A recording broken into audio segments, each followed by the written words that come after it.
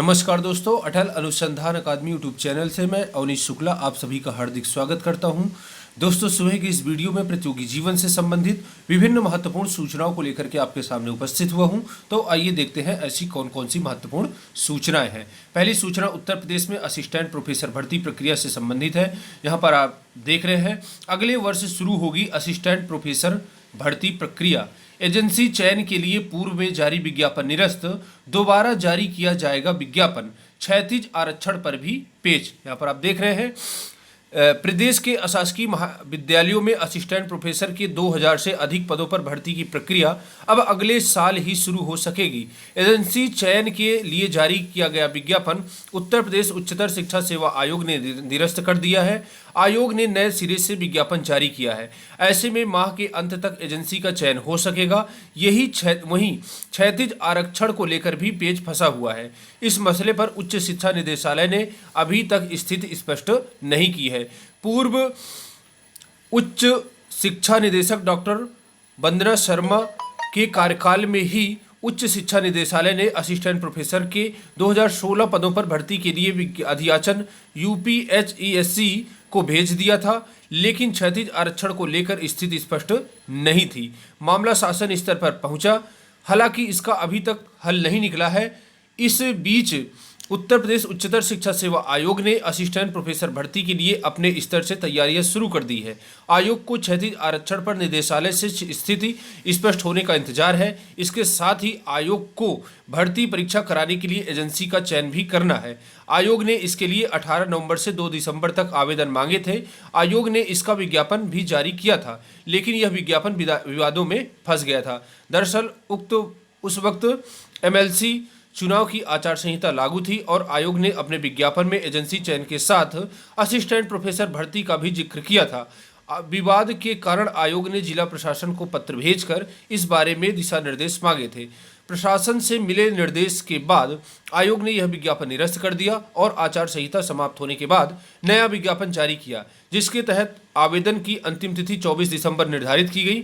लिखित परीक्षा, अभ्यर्थियों के प्रवेश पत्र, इंटरव्यू आयोजित करने और परीक्षा परिणाम घोषित करने के लिए जिम्मेदारी संबंधित एजेंसी की होगी। एजेंसी की चयन प्रक्रिया अब माह के अंत तक पूरी हो सकेगी। इसके बाद ही नई भर्ती के लिए विज्ञापन जारी किया जाएगा। ऐसे में भर्ती अगले साल ही शुरू हो सकेगी। यहाँ पर आप देख रहे हैं कि जो ईश्वर शरण आयोग के अध्यक्ष प्रोफेसर ईश्वर शरण विश्वकर्मा है, उनका कहना है, आयोग हर प्रकार से सुनिश्चित कर लेना चाहता है कि भर्ती प्रक्रिया शुरू होने के बाद किसी तरह का कोई विवाद न हो। इसी वजह से एजेंसी चयन के लिए दोबारा विज्ञापन जारी किया गया। क्षैतिज आरक्षण के मसले पर उच्च शिक्षा निदेशालय से स्थिति स्पष्ट होने का इंतजार है। बाकी तैयारियां आयोग ने अपने स्तर से पूरी कर ली है। जल्द ही भर्ती के लिए विज्ञापन जारी किया जाएगा। प्रोफेसर ईश्वर शरण विश्वकर्मा, अध्यक्ष उत्तर प्रदेश उच्चतर शिक्षा सेवा आयोग। तो दोस्तों, यहाँ पर आप देख रहे हैं कि भर्ती बेवजह बिना किसी कारणों से पिछले 1 साल से कंटिन्यू लटकाई जा रही है। यहाँ आप जानते हैं कि 2016 के बाद 2020 कंप्लीट हो रहा है और उत्तर प्रदेश में असिस्टेंट प्रोफेसर भर्ती का कोई भी विज्ञापन जारी नहीं किया गया है।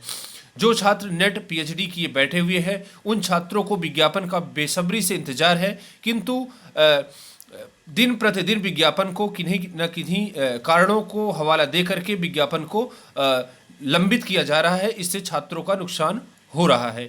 एक तरफ छात्र बेरोजगार है और डिग्री लिए बैठे हुए, उन्हें ये है कि विज्ञापन कितना जल्दी जारी हो जाए, परीक्षा हो, इंटरव्यू हो और उनको नौकरी करने का अवसर प्राप्त हो, किंतु आयोग द्वारा दिन प्रतिदिन विभिन्न कारणों का हवाला दे करके विज्ञापन को लेट किया जा रहा है। इसलिए छात्रों को एकजुट होना होगा और जब तक छात्र लामबंद नहीं होते हैं, बड़ी संख्या में छात्र इकट्ठा नहीं होते हैं, तब तक विज्ञापन ऐसे ही लेट किया जाएगा। कभी क्षैतिज आरक्षण का मामला और कभी ऊर्ध्वाधर आरक्षण का मामला।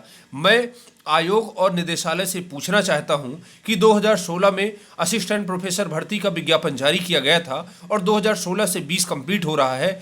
आप लोग आयोग में बैठ करके क्या करते हैं? मुझे काम बताइए। 2016 से 2020 के बीच में आपने क्या किया है? सिर्फ आपने 1150 पदों के लिए जो विज्ञापन जारी हुआ था, 4 सालों में 5 सालों में आपने सिर्फ 1100 जो असिस्टेंट प्रोफेसर भर्ती का विज्ञापन संख्या 47 था उसको आपने पूरा किया है। इसके अलावा आपने क्या काम किया है? सैलरी तो आपने बराबर लिया है, एक भी दिन आपका जो है सैलरी रुकी नहीं है, किंतु विज्ञापन निकालने में क्षैतिज आरक्षण का मामला, ऊर्ध्वाधर आरक्षण का मामला। यहाँ पर आप देख रहे हैं ईश्वर का कहना है कि आयोग हर प्रकार से सुनिश्चित कर लेना चाहता है कि भर्ती प्रक्रिया शुरू होने के बाद किसी तरह का विवाद न हो, इसी वजह से भर्ती को लेट किया जा रहा है। तो देखते हैं कि भर्ती कब तक आप लेट करोगे। छात्रों को लामबंद होगा और हजारों की संख्या में निदेशालय और आयोग पहुंचकर अनवरत धरना देना होगा, तब विज्ञापन जारी हो पाएगा दोस्तों। क्योंकि आप देख ही रहे हैं कि 2019 से विज्ञापन जारी होते होते 20 कंप्लीट हो रहा है, अभी तक कोई विज्ञापन जारी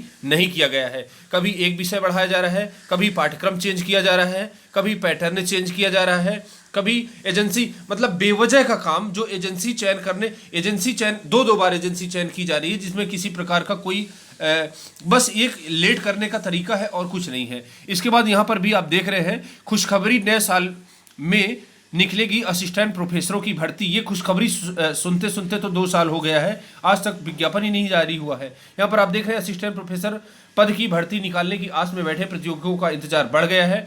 यह भर्ती अब नए साल में ही निकलेगी, क्योंकि उत्तर प्रदेश उच्चतर शिक्षा सेवा आयोग अभी विज्ञापन निकालने व भर्ती का अन्य कार्य करने वाली एजेंसी का चयन नहीं कर पाया है। आयोग ने एजेंसी के चयन के लिए 18 नवंबर से 2 दिसंबर तक आवेदन मांगे था। उस समय एमएलसी के चुनाव व आचार संहिता के कारण जो है इसको निरस्त कर दिया गया है। यहाँ पर आप देख रहे हैं कि जो ये विज्ञापन है 44 विषयों में 2016 पदों की भर्ती करानी है। भर्ती विज्ञापन संख्या 50 के तहत होनी है। इसके तहत प्रदेश के 90 डिग्री कॉलेजों में असिस्टेंट प्रोफेसर के खाली पदों पर भर्ती की जाएगी। लेकिन 2 महीने से इसका काम रुका है। विज्ञापन 2 महीने से नहीं, काम तो 2 साल से रुका हुआ है। विज्ञापन न निकालने से प्रतियोगियों में निराशा है, वे आंदोलन की तैयारी कर रहे हैं। प्रतियोगियों में निराशा तो है, किंतु कोई भी प्रतियोगी घर के बाहर नहीं निकलना चाहता। ये मैंने देख लिया है पिछले धरने में। तो सभी प्रतियोगियों कुछ की सोच ये है कि एक सीट चाहिए। उन प्रतियोगियों को जिनको एक सीट चाहिए और निश्चिंत बैठे हुए हैं, जब विज्ञापन नहीं निकलेगा और पैटर्न चेंज कर दिया जाएगा तब पता चलेगा। तो इसलिए सभी से आग्रह है कि आप बड़ी से बड़ी संख्या में और 50,000 की संख्या में इलाहाबाद में छात्र जो है उच्च शिक्षा की तैयारी कर रहे हैं, और सभी से आग्रह है कि एक बार आप निकलिए घर से और एक जोरदार हमला बोलिए आप जो है आयोग पर। एक अच्छा धरना होना चाहिए, तब तक जो है विज्ञापन निकल पाएगा। यहाँ पर आप देख रहे हैं टीजीटी प्रवक्ता प्रतियोगी छात्रों का 17 दिसंबर को चयन बोर्ड पर धरना। प्रतियोगी छात्र मोर्चा टीजीटी प्रवक्ता के निरस्त विज्ञापन को दोबारा जारी करने और नई शिक्षक भर्ती में तदर्थ शिक्षकों का भारांक कम करने की मांग को लेकर 17 दिसंबर को उत्तर प्रदेश माध्यमिक शिक्षा सेवा चयन बोर्ड का घेराव करेंगे। छात्र 11 सूत्री मांगों को लेकर सत्याग्रह करेंगे। प्रमुख मांगों में सिरस्त शिक्षक भर्ती का विज्ञापन जल्द जारी करने, संशोधित विज्ञापन में तदर्थ शिक्षकों के लिए भारांक कम रखना शामिल है। प्रतियोगी छात्र मोर्चा के विक्की खान ने टीजीटी विज्ञान, टीजीटी अंग्रेजी, टीजीटी कला, टीजीटी संस्कृत 2016, प्रवक्ता संस्कृत, प्रवक्ता अंग्रेजी, प्रवक्ता कला, प्रवक्ता हिंदी 2016 के अंतिम परिणाम शीघ्र घोषित करने की मांग की है। इसके बाद यहाँ पर आप देख रहे हैं टीजीटी पीजीटी 2020 के परिणाम जल्द। प्रवक्ता व प्रशिक्षित स्नातक शिक्षक भर्ती 2016 के कई विषयों के परिणाम लंबित हैं। चयन बोर्ड कुछ विषयों का परिणाम जल्द जारी करेगा। यह आश्वासन चयन बोर्ड की ओर से दिया गया है। असल में माध्यमिक शिक्षा सेवा चयन बोर्ड पर युवा मंच अनिल सिंह की अगुवाई में मंगलवार को सैकड़ों की संख्या में प्रतियोगियों ने मांगों का घेराव किया। प्रतियोगियों के दबाव में शाम 5 बजे 5 लोगों का प्रतिनिधिमंडल ने चयन बोर्ड के उपसचिव से मुलाकात की और उनको आश्वासन दिया गया है कि जल्द ही रिजल्ट जारी कर दिए जाएंगे। सामाजिक विज्ञान विषय के साक्षात्कार की तिथि हाई कोर्ट के निर्णय के वजह से रुकी हुई है और इसकी भी जो है डेट जल्दी ही घोषित की जाएगी। इसके बाद अगली खबर है माध्यमिक शिक्षा सेवा चयन बोर्ड ने दिया आश्वासन।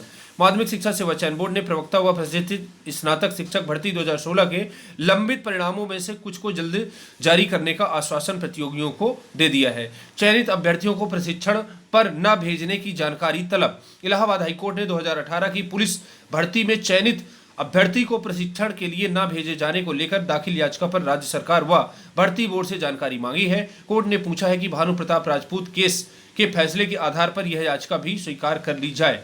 इसके बाद दोस्तों अगली खबर है डीयू में 8 फरवरी तक होंगे एमफिल पीएचडी के दाखिले। यहाँ पर आप देख रहे हैं दाखिलों की शुरुआत 14 दिसंबर रात से हुई।